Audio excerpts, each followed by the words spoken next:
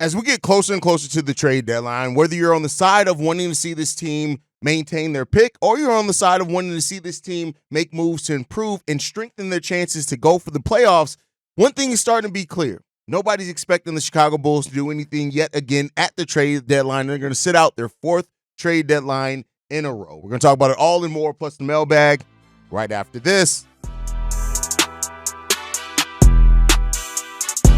You are now tuned in to Chicago Bulls Central, your number one place for all Chicago Bulls news and content.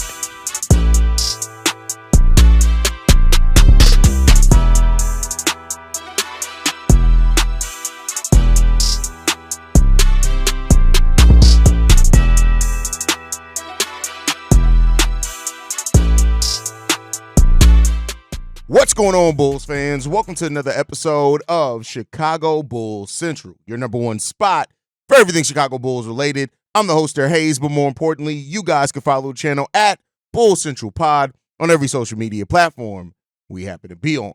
With that said, let's go ahead and get into this content for today, y'all. And there's an amazing article, and I want to be clear here. This is an amazing article by Julia Poe from the Chicago Tribune and talking about the Bulls front office and how everything's kind of quiet around the league, around the Chicago Bulls front office, saying this. So far, silence is the status quo. The Bulls have yet to engage in serious trade conversations for LaVine or Vucevic.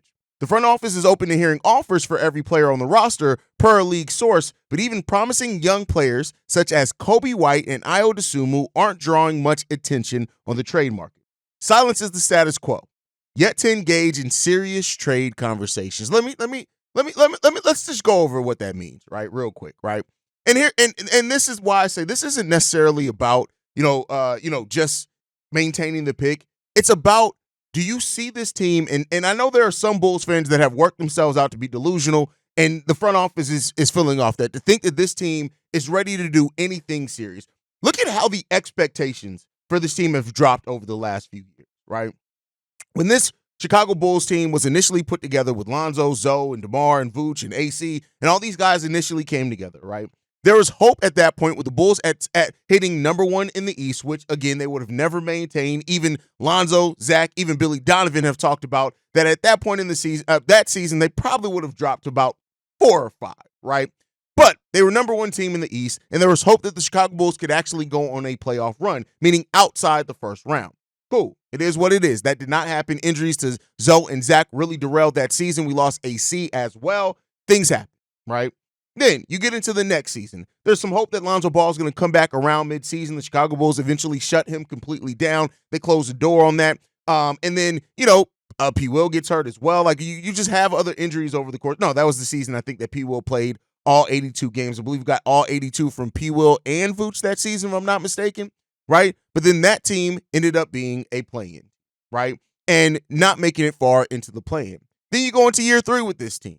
Same thing happens. This team loses Zach LaVine early on in the season. We eventually lose Patrick Williams in that season. And then we get one playoff win, and then we're eliminated out. At this point, the Chicago Bulls are about to three-peat in an opening playoff series win, play-in game win. But with that said, right, the expectations have dropped lower and lower each year. And now Bulls fans have the simplest expectation of, oh, well, we can make the play-in. Yeah, okay. Then what?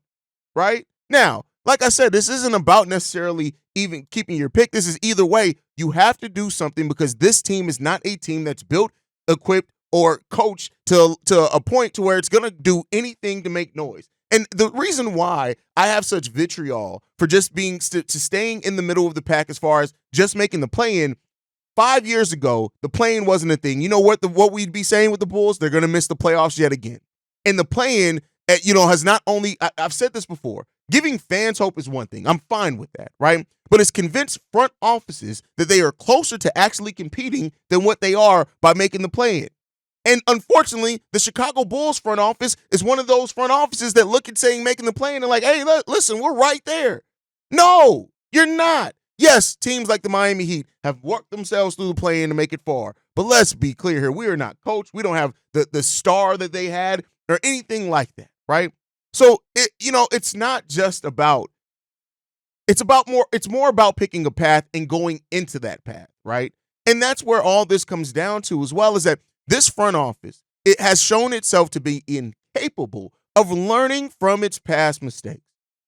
Incapable of doing so, right? In this article by Julia Poe, like I say, please go and read it. I can only paraphrase it so much here. It's excellent. It's on point with as far as just where this team continues to sit. The team continues to sit in a place where they hurt every look at how Coby White and Ayo Dosunmu's trade value was talked about coming into this season, right? Again, I don't want to see the Bulls trade Ayo Dosunmu nor Coby White. But let's just look at how it was handled coming into this season, right? They were coming off a year finishing where they were the starting backcourt to finish that season, and they worked up a nice amount of chemistry. They were rolling. They were playing really well together. Coby White had a slump towards the end of the season after his shoulder injury. Ayo Dosunmu was really picked it up after that point when Coby was slacking, and these two guys' trade value was great. You then came into the start of the season after acquiring Josh Giddey, and this isn't to knock on Josh Giddey. This is just to talk about what happened with Coby White. You forced Coby White to become more of a and let me add more color to that real quick. The reason why I'm not blaming it solely on Josh Giddey is because we actually seen games in which Josh Giddey and Coby White have fit really good together. It's more about how you try to force that together rather than let it develop naturally, right? You forced Coby White to become a jump shooter. You, at the beginning of the season, forced almost 63% of his offense to come from the three-point line.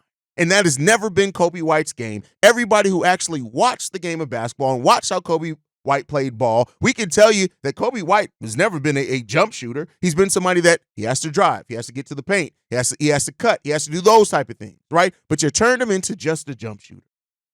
And now, over the last 10, 12 games, that started to change. His drives per game have gone up. The balance between him and Josh Giddey has gone up. But let's not act like that didn't impact the trade value of Coby White, even if that's what you wanted to do. You didn't shot yourself in the foot. Ayo Dosunmu, I'm not going to necessarily put the slump of Ayo Dosunmu the way that he started his season off. There's been other seasons where Ayo started kind of slow, his role adjusted, right? Maybe that aspect I can blame on the front office, but you change players' role after they showed you their best basketball of their career. Ayo Dosunmu, over the last 40 games of last season, almost half the season, was the best basketball of Ayo Dosunmu's career. The entirety of last season, not just the points per game total, right? But the way in which Coby stepped up in the clutch, the way that he did other things, was some of the best basketball that Coby White played in his career. And you looked at that and said, yeah, thank you, but we're about to change, right? Now, good players seem to find ways to adapt, and they have, right? To varying degrees. But that's what, again, this front office shoots himself in the foot with every single thing that they do. It just is what it is, right? And they have not learned from those mistakes yet. And when you look at it, again, am I frustrated by the fact that now, again, and nothing against Julia, but to say that there's been no serious trade talks, there's been some rumblings of serious trade talks, but then again, we don't know how far those have really gone. So, shout out to there, right? The front office is open to hearing offers. Cool, great. I understand that. And you have to have a trade partner that actually seeks the value that you have, that's not trying to completely undercut you to really get a deal done. I understand that, right? But the place that this front office is, and I've said it before, through their own stupidity, teams are waiting on AK and Eversley to slip up and to do something stupid, right? The team has been in the middle for too long. And when you're in the middle for too long, you aren't improving. And while everybody else, especially if every other team is improving around you. And we're starting to see the results of that in the standings as well. When you look at some of the other teams in the Eastern Conference and the runs that they're going on, right? That's what puts this bull. If the Philadelphia 76ers had woken up like it looked like they were going to initially when Joel Embiid came back for the second time, if they had actually stayed consistent, we wouldn't even be talking about the Bulls in the 10th seed despite how much they've won over the last 2-3 weeks or whatever it's been. We still wouldn't be talking about it. You look at the Pacers and how much better they're playing. The Pistons and how much better they're playing. Hell, the Hawks, despite having a really long losing streak, how much better they've been playing recently. Yes, the Bulls are 2 games under 500, and I can already hear and feel the Bulls fans typing to their fingers, but Hayes, we're 2.5 games out of the 6th seed. Yeah, but guess what? We're 2 games out of the 11th seed and out of the play-in. So either way that you look at it, we're still in the damn middle. And there's not really been teams without making a drastic move one way or the other. That's why I'm saying this is not just about tanking or a pick or whatever. There's not really been a team that either gets lucky in free agency, makes a trade and is aggressive, or decides to go the other direction. That has gotten out of the middle without being active. And that's the more frustrating part, is that it seems like. Now, again, maybe they pull a rabbit out of the hat. They make a trade in the next 3 weeks that just shock all of us. But there has not really been a team that can miss out on as many transactional periods as the Chicago Bulls have and then really get out of the middle. It just does not typically happen. Can it happen? We'll see. I hope that they surprise me. I hope that I'm here talking to you guys in February and I'm like, I was stupid.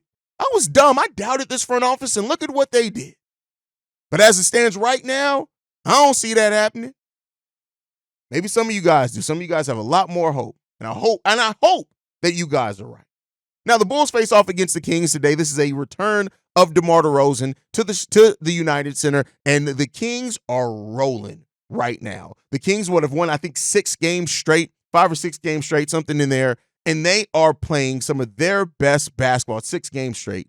They are playing some of their best basketball. And I think people have forgotten, even when the Kings were going through their turmoil, they were still one of the better offensive teams in the NBA.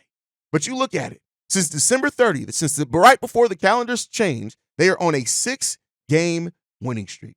And that's after going on a 6-game losing streak. Now, before that, they also had a 3-game winning streak where people started thinking maybe they're going to start turning it around. This is an important game for the Bulls to get it. Now, De'Aaron Fox is questionable. We haven't heard anything about Ayo Dosunmu as of yet, as of this recording, so we'll see what happened there. But the Bulls need to be locked in because DeMar's coming. And the funny thing about this matchup, and this is not about DeMar is holding people back or not, Zach LaVine is probably going to be the one guarding DeMar DeRozan. And that is going to be an interesting battle with the way that Zach has been playing and the pace that Zach LaVine's been playing and scoring at. I'm really excited to see this matchup tonight. And you know what we're going to be? We're going to be live, pregame, halftime, postgame shows, all live on the channel. Make sure you guys stay tuned in with it. But it is Sunday. That means it is Mailbag Day. Let's get into these voicemails. This one's from my brother Corn. What's the word, King? It's your brother Corn. Late like always. Man, let's get right into this shit, man. This shit is irritating, brother. It's very irritating. Let me tell you what's fucking very irritating. This shit was Zach LaVine. You like, what the fuck going on? What the fuck you on, Corn? Us that are conflicted of moving on from this motherfucker. Now, you want to look for a different word than tank. No, fuck that. Hey, respectfully. I'm not ashamed. I told you, I'm not ashamed to say this shit. Fuck that. I'm tired of being mid. I just don't get it. And this is not towards you. This is towards just other people who have this mindset that Zach, what we got from Zach is what we go get from Zach. Ain't gonna get no better than what the fuck we get from Zach. Yes, he's having a great scoring motherfucking stretch. Wonderful, Zach. Yes. Wonderful. You can score a basketball, 3 levels. Wonderful, Zach. That's what the fuck we know. Regardless of any of that, it is still time to move on.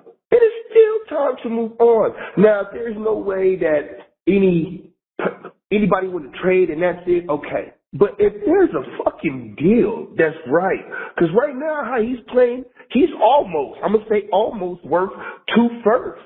Shit, he's worth a first and 2 second-round picks for sure. How he's balling out right now. This is not no hate towards Zach. This is the hate towards being mid and looking towards the future and finally say enough is a fucking enough of this same bullshit every fucking year. The up and down. I get it. We just goddamn beat the Wizards. Wonderful. Good. Who gives a fuck? The real team is the team that played against the fucking Pacers. Like, come on. Y'all motherfuckers is nuttier than squirrel shit. To sit here and think that this motherfucking team is going to be anywhere over 500. Y'all motherfuckers is nuttier than squirrel shit to sit here and fucking think that this team is going to be nothing else but fucking mid. Time to watch the party die. That's it. That's all. Blessings, King. RIC Red. All right. Here's the thing, Corn. And again, this isn't necessarily to say that anybody that shares Corn's mindset is wrong. This is just a difference of opinion, right? I think what you miss and what a lot of Bulls fans miss in this is that what we want isn't relevant. It's what the front office is showing us. So, yes, we can talk about tanking. We can talk about what we want. But unfortunately, this team has shown us into otherwise proven that they are not going to tank. So you can say all day that, oh, I'm tired of this. I tell fans think that they have more power than what they do. And again, this isn't at corner. This is just generally. They don't give a shit about the way that we feel. And it's evident by that. Do some franchises care about how their fan base feels? Yes. But the Bulls, they don't give a shit. Despite what they talk, they don't care. You know, Bulls fans like to say, oh, my God, we put up that billboard that said fire Gar Pax, and that got it done. No, it did not. It took another, year and a half before Gar Pax was fired even after that billboard. And even then, it took John Paxson to go to Jerry Reinsdorf and say to Jerry Reinsdorf, hey, I don't really know how to do this anymore. I think you probably should go a different direction. If John Paxson does not go to Jerry Reinsdorf and have that conversation, guess what? Pax is still running this franchise. And even with that said, a contradictory report to a lot of the Bulls fans that scream, oh, I know what's best for the franchise. A lot of you guys that were screaming for Gar Pax to be fired have now recently said, we should have kept Gar Pax. They're actually better than this front office, showing once again, y'all don't even know what the fuck y'all want. Y'all just want change for the sake of change to think that that's going to mean something. And unfortunately, for this franchise, it does not mean that at all. It just does not mean that. Now, let's go back to what Corn is saying here. Tank, right? You want to trade pieces because you know where we are. Here's the thing. Tanking doesn't guarantee anything either, especially when you look at the way that AK and Eversley have drafted.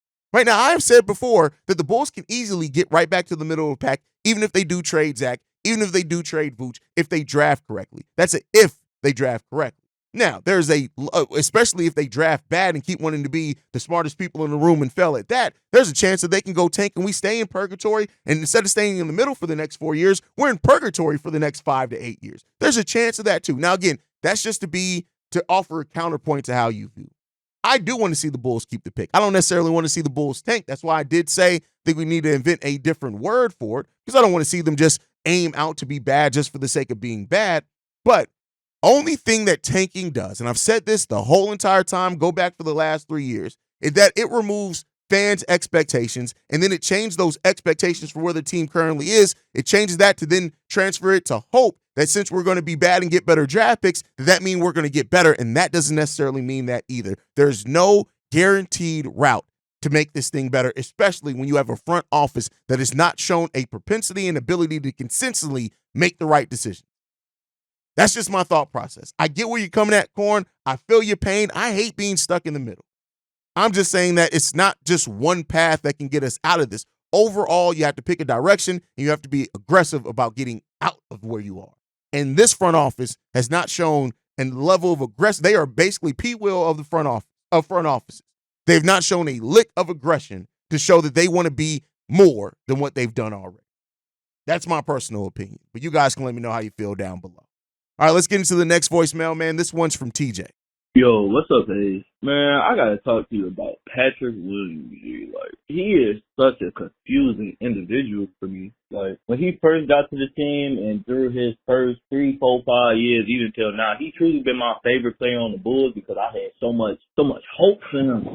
Like, I feel like he could really, I don't know, I just had the hope that he could be the next it factor, or at least the next position mover, if you get what I'm saying. Like, I thought he could kind of bump us up at least a little bit, do more than what he doing now. At this point, I'm confused as to what's really holding this man back. Like, 1 minute people saying this Debo gone, he's still doing the same stuff. They say it's injuries, he healthy, he's still doing the same stuff. So at this point, the only thing I could really think of, is it because he's starting?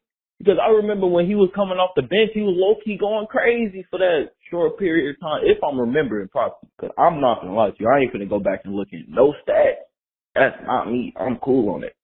But, yeah, man, at this point, I'm convinced that this man just needs to get put back on the bench. I get that that's probably not going to happen because he's basically the only fucking defender in the starting lineup, but gee, that's the only way this dude gonna put forth any numbers. He can't be going against the league starters, bro. He gotta go against them bench warmers. He gotta go against the scrubs of the league. I think that's the only way he can feast. Because now that I'm thinking about it, the only times he really was feasting was when he was playing against bums.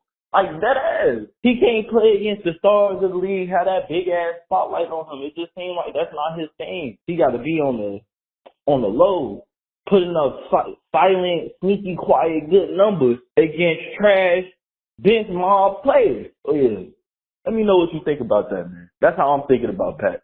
Sure. At this point, and again, this is going to sound very harsh, there is nothing holding Pwill back than Pwill himself, right? The idea that Pwill kills it off the bench, I debunked that a long time ago. Pwill actually averages the same exact thing. Now, some could say that's more of a reason to bring him off the bench, but his averages are basically the exact same coming off the bench as they are starting. For my Pwill fans that like to scream, but if we moved him to the 3, oh my God, his numbers are basically the exact same and his minutes at the 3 as they are at the 4, right? At some point, we have to, as a fan base, stop thinking that something is going to magically unlock Pwill. Moving him to the bench, starting him at the 3, nothing is going to change and unlock Pwill until Pwill gets out of his own way. The only thing limiting Pwill at this point is Pwill. He is the author of the pain that he's in the mediocrity that he's in. He is that. That is all on Pwill. It's Pwill's fault. And again, I'm not even talking about just points production, right? A lot of people like to go to points. Well, he's not going to average more points while he's the 5th option. No shit, Sherlock. You're absolutely right. But you know what else? There's 50 to 100 other things that you can do in the game of basketball to help your team. When's the last time you seen Pwill set an off-ball screen? When's the last time that you see Pwill closed out? When's the last time you saw him attack a closeout? When's the last time you saw him really crash the boards consistently? The thing with this is that Pwill, and I said this over in the Discord, I'm going to bring this over here. I'm fine with Pwill averaging 10 points per game as a role player. If you then go out, you need to get about 400 to 500 rebounds over the course of the season, right? I think that's an average out to about 5.5 rebounds per game. Get 100 blocks or 100 steals over the course of the season. If you can do both of those, that's a little over one of those per game, right? Do that. Play, and again, if Pwill was actually a lockdown defender, I would absolutely be shutting up about his points per game production. But as I pointed out in my video the other day, Pwill has gotten worse defensively. So as long as those things are going on, listen, again, like I said, there's so many other things that Pwill can do to be aggressive, to be active out there on the basketball court, even if the Billy Donovan isn't going to be calling plays for him to get shots. That's the thing that Pwill needs to be a master at. He's a role player right now. Go out there and your role is then to make things easier on your starter.